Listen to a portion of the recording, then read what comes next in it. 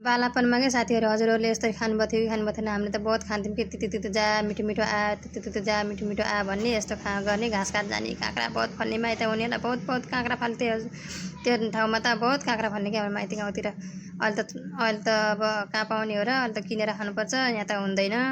अनि त्यही पनि किनेर ल्याएर आएँ, अचार बनाउँछु भनेर किनेर ल्याएर आएँ साथीहरू। अनि पहिल्यै मसलाहरू पिसेर तिल अलिक धेरै पिस्छु मैले, थोरै छ भने त त्यही भएर थोरै अचार बनाउन लागि अब थोरै मसला पिसेको छु। अनि त्यही पनि काँक्रा भन्दा धेरै अब मसला बनायो भने राम्रो हुन्छ क्या, त्यही भएर तिल धेरै पिसेको छु साथीहरू। यो भिडियो चाहिँ हिजोको हो साथीहरू, मैले आज पोस्ट गर्दैछु। अनि हेर्नुहोस् अचार मोल्दैछु, कति मिठो हुने गरेर खाँदै देख्दै खाम लाग्ने जस्तो भयो कि, कस्तो मिठो भयो। मैले त खाइहालेँ साथीहरू।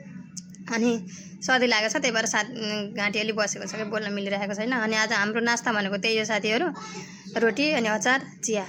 अनि स्कुलबाट आउनुभएको थियो, स्कुलबाट आएर मैले नास्ता बनाएँ। रोटी नास्ता पनि थोरै खाएर हुन्न हो, धेरै खानुपर्छ साथीहरू। फलो गर्नुभएको छैन भने फलो गर्नु होला है त।